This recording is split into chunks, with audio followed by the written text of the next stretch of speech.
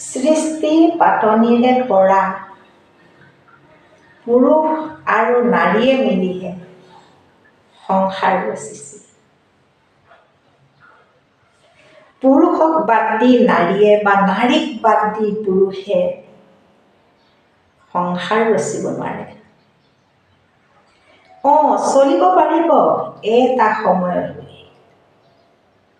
যেতিয়া অলৰচৰ যুদ্ধ অৱস্থা হ'ব, তেতিয়া জানো আহিব কোনোবা কাষ চাপি?